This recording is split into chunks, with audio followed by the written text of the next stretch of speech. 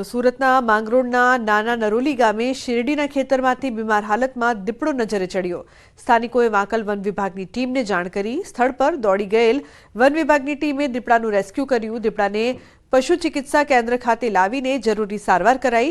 દીપડો સ્વસ્થ થઈ જતા સુરક્ષિત જંગલ વિસ્તારમાં મુક્ત કરવાની તજવીજ હાથ ધરવામાં આવી।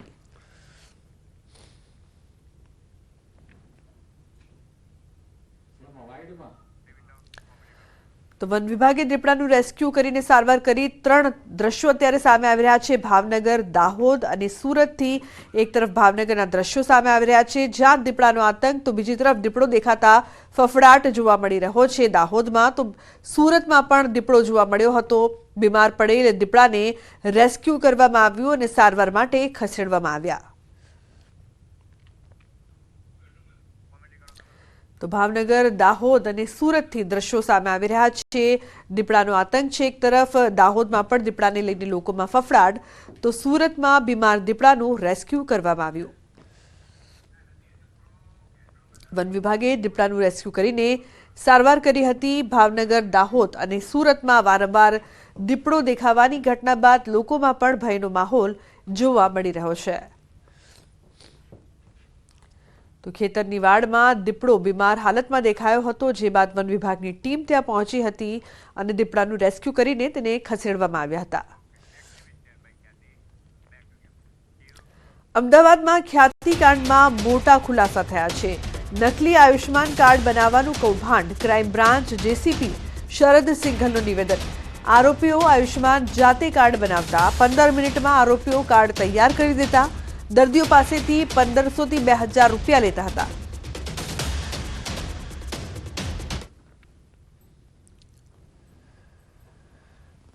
ખ્યાતિ હોસ્પિટલમાં લઈને આવતા હતા અને આ લોકોનો ચકાસણી કરતા આ લોકો પાસે અગર પીએમજેવાયનું કાર્ડ ના હોય તો આ માણસનો બધા ડાટા ચિરાગ રાજપૂત અને 1-2 વાર કિરણ પટેલની હાજરીમાં આ દર્દી એનો ત્યાં મોકલતા હતા। ચિરાગ રાજપૂતનો જ્યારે આ બાબતમાં પૂછપરછ કરવામાં આવ્યો ત્યારે એને કીધું કે આ નિમેશ કરીને છોકરો છે અને આ છોકરાનો સંપર્ક કરતા 1500 રૂપિયામાં એક કાર્ડ બનાવી આપતા હતા। તો આરોપી નિમેશ પાસેથી 3000 આયુષ્માન કાર્ડ મળ્યા છે। અશફાક અમદાવાદમાં કાર્ડ બનાવતો, ઇમ્તિયાઝ ભાવનગરમાં કાર્ડ બનાવતો, ઇમરાન સુરતમાં કાર્ડ બનાવતો હતો। આરોપીની હાલમાં કડક પૂછપરછ શરૂ કરવામાં આવી છે। આ લોકોની પ્રથમ પૂછપરછમાં 3000 થી વધારે પીએમજેવાય કાર્ડ આ લોકોએ બનાવ્યા છે। હોઈ શકે કે એમાં ઘણા બધા એલિજિબલ પણ હોઈ શકે કે એમાં ઘણા બધા ફેક પણ હોય। તો આ તપાસનો વિષય છે કે 3000 કાર્ડ અમે પીએમજેવાય જો અથોરિટીઝ પાસેથી એનો ડિટેલ્સ માંગશે અને પછી એનો મેચ કરવામાં આવશે અને કોણ સે હોસ્પિટલથી આઈપી પણ એનો લેવામાં આવશે કે કોઈ હોસ્પિટલમાંથી બનાવવામાં આવે છે યા કંઈ ઓરથી બનાવવામાં આવે છે યા હોસ્પિટલનો મોકલવામાં આવે છે। તો સાયબર ફ્રોડને લઈને જૂનાગઢ પોલીસની કાર્યવાહી સામે આવી છે। અમદાવાદના 2 આરોપી અને જૂનાગઢના 6 સહિત 8 આરોપીઓની ધરપકડ કરાઈ છે। દેશભરમાં સાયબર ક્રાઇમના કિસ્સા વધી રહ્યા છે ત્યારે 50 કરોડનું દેશવ્યાપી છેતરપિંડીનું કૌભાંડ સામે આવ્યું છે। લોકોના બેંક ખાતા ભાડે તેમ નાણાં જમા કરાવવામાં આવતા હતા। હવાલા મારફતે નાણાંની હેરફેર સહિતના ગુનાઓની અરજી મળેલી હતી, જેને લઈને જૂનાગઢ રેન્જ આઈજી નિલેશ જાજડિયાના માર્ગદર્શન હેઠળ તપાસ શરૂ કરાઈ હતી। તપાસમાં 200 જેટલા ખાતાઓની સંડોવણી બહાર આવી, જેમાં 82 ખાતા વિરુદ્ધ ઓનલાઈન ફરિયાદ નોંધાઈ છે। સાથે જ 42 જેટલા ખાતાઓ જૂનાગઢના આસપાસના વિસ્તારના હોવાનું ખુલ્યું છે। પૂછપરછમાં કબૂલાત આપેલી કે 200 કરતા વધારે ખાતાઓ એમને આ રીતે મેળવેલા છે। એ પૈકી હાલ અમારી પાસે 82 ખાતાઓની વિગતો આવી ગઈ છે। 82 પૈકી જે 42 ખાતા છે એનું એનાલિસિસ કરતા આજે તમામ ખાતાઓ આખા ભારતમાં જ્યાં જ્યાં સાયબર ક્રાઇમની કમ્પ્લેન થઈ છે એ લગભગ 50 કરોડ કરતાં પણ વધારે રકમની ફ્રોડ થયેલું છે। તો અમદાવાદમાં યુનિક મર્કન્ટાઇલ ઇન્ડિયા કંપનીમાં રોકાણકારોના નાણાં ફસાયા છે। કંપનીના ડાયરેક્ટર ઉત્કર્ષ રાય આવ્યા મીડિયા સામે। રોકાણકારો અહીં આવ્યા છે તે દુર્ભાગ્યપૂર્ણ છે. ડાયરેક્ટર કાયદામાં રહીને પૈસા લેવામાં આવ્યા હોવાનો ડાયરેક્ટરનો દાવો. કહ્યું, કોરોના પછી કંપનીની સ્થિતિ થોડી બગડેલી જોવા મળી હતી. હોટલના ઉદ્યોગ સાથે જોડાયેલા હોવાથી કોરોના સમયે કંપની બંધ હતી. હાલ કંપનીની પરિસ્થિતિ સારી છે અને મજબૂત સ્થિતિમાં છે. રોકાણકારોના રૂપિયા સલામત અને નિશ્ચિત હોવાનું આશ્વાસન આપ્યું. આગામી 6 મહિના સુધીમાં તમામ રોકાણકારોને પૈસા પરત કરી દેવાશે. રોકાણકારોના રૂપિયા અટવાતા કંપનીની ઓફિસ પર પહોંચીને કર્યો હતો હોબાળો. અને મહત્વપૂર્ણ સમાચારની જો વાત કરીએ તો મોરબીમાં યુવતીને લગ્નની લાલચ આપી યુવકે વારંવાર દુષ્કર્મ આચર્યાની ફરિયાદ. મોરબીના યુવકે સોશિયલ મીડિયાથી યુવતી સાથે મૈત્રી કરી, ત્યારબાદ લગ્નની લાલચ આપી પોતાની પ્રેમજાળમાં ફસાવી અનેકવાર શારીરિક સંબંધ બાંધ્યો, પરંતુ ત્યારબાદ યુવક વૈભવ ભોરણિયાએ કોઈ અન્ય યુવતી સાથે સગાઈ કરી લીધી અને યુવતી સાથેનો તમામ સંબંધ કાપી નાખ્યો, જેથી ભાંગી પડેલી યુવતીએ એસિડ પીને આત્મહત્યાનો પ્રયાસ પણ કર્યો હતો. ત્યારે પોલીસે પીડિતાની ફરિયાદના આધારે આરોપી વિરુદ્ધ એટ્રોસિટી અને દુષ્કર્મનો ગુનો નોંધીને આરોપીની ધરપકડ કરીને કાર્યવાહી હાથ ધરી છે. આરોપી છે વૈભવ નિલેશભાઈ ભોરણિયા, રહે કન્યા છાત્રાલય રોડ, વિજય સોસાયટી પાસે, ઇલોરા હાઇટ્સ, મોરબી, રહે મૂળ જૂના દેવળિયાના હોય. આ કામના જે ભોગ બનનાર છે તેમની સાથે સોશિયલ મીડિયાના માધ્યમથી મૈત્રી કેળવી તેમની સાથે અવારનવાર વાતચીત કરી અને ત્યારબાદ તેમને લગ્ન કરવાની લાલચ આપી તેમને અલગ અલગ. પીએમ નરેન્દ્ર મોદી આજે રાજસ્થાનના પ્રવાસે. રાજસ્થાન સરકારના 1 વર્ષ પૂર્ણ થવા પર જયપુરમાં યોજાયેલા કાર્યક્રમમાં આપી હાજરી. પીએમ મોદીની ઝલક જોવા સભામાં ઉમટ્યા લોકો. 46,300 કરોડ રૂપિયાના ઉર્જા, રોડ, રેલવે અને પાણી પુરવઠા સંબંધિત 24 પ્રોજેક્ટની રાજસ્થાનને ભેટ. ઊંઝા એપીએમસીના ખેડૂત વિભાગની તમામ બેઠકોનું પરિણામ જાહેર. ઊંઝા એપીએમસી પૂર્વ ચેરમેન દિનેશ પટેલ જૂથનો દબદબો. ખેડૂત વિભાગની તમામ 10 બેઠકો પર દિનેશ પટેલ જૂથની જીત. 5 ભાજપ મેન્ડેટવાળા અને 5 અપક્ષવાળા ઉમેદવારોની જીત. પોલીસ સ્ટેશને હાજર થવા જતા ચૈતર વસાવાની અટકાયત. રાજપારડી અને અંકલેશ્વરમાં નોંધાયેલી ફરિયાદને લઈ હાજર થવા જઈ રહ્યા હતા ચૈતર વસાવા. પોલીસ કાયદો વ્યવસ્થા જાળવવાને બદલે એજન્ટ બનીને કામ કરી રહી હોવાનો ચૈતર વસાવાએ કર્યો આક્ષેપ. રાજકોટમાં ભાજપ બક્ષીપંચ મોરચાના મંત્રીએ જન્મના દાખલા સાથે ચેડા કર્યા. 50 વર્ષના વિપુલ માખેલાએ વોર્ડ પ્રમુખ બનવા 44 વર્ષ ઉંમર બતાવી. આધાર કાર્ડ જન્મના દાખલામાં જન્મ તારીખ બદલી. રાજકોટના કોંગ્રેસના કોર્પોરેટર વશરામ સાગઠિયાને આવ્યો હાર્ટ એટેક. હૃદયની નળીઓ બ્લોક હોવાથી વેસ્ટ એન્ડ બેસાડાયા. હાલ વશરામ સાગઠિયાની તબિયત સ્થિર.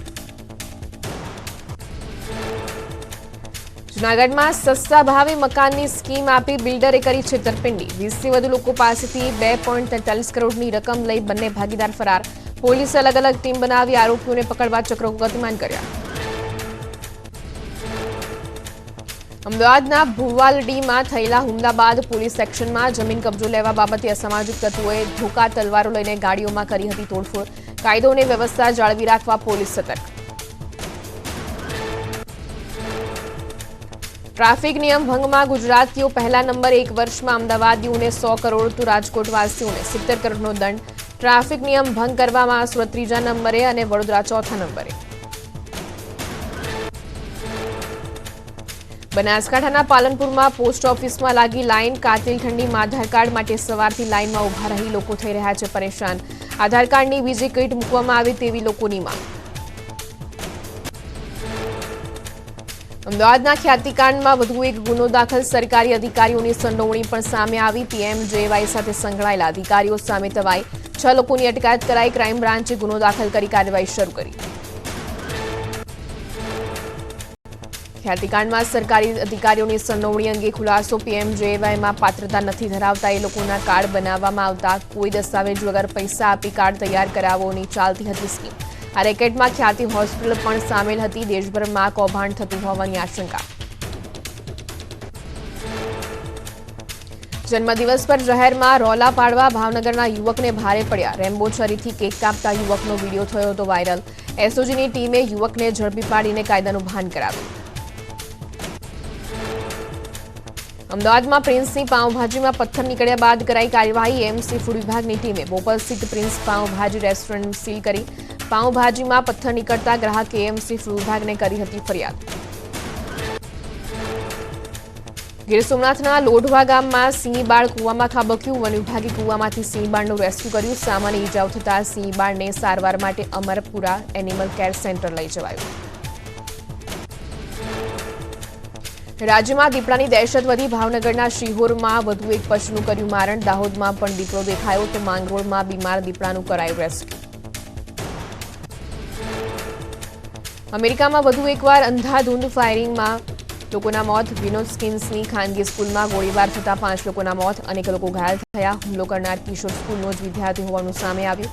હુમલો કરનાર વિદ્યાર્થીએ પણ જીવ ગુમાવ્યો. જોર્જિયાના એક રેસ્ટોરન્ટમાં 11 ભારતીય સહિત 12 લોકોના મોત. રેસ્ટોરન્ટના બીજા માળે એક રૂમમાં સૂતા હતા ત્યારે કાર્બન મોનોક્સાઇડના કારણે ગુંગળામણથી મોત.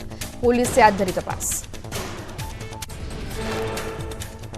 સરકારી કર્મચારીઓ માટે ખુશીના સમાચાર. છઠ્ઠા પગાર પંચ હેઠળ કામ કરતા કર્મચારીઓના મોંઘવારી ભથ્થામાં 7% વધારો. 5 મહિનાના એરિયર્સ સાથે જાન્યુઆરી મહિનામાં ચૂકવવામાં આવશે.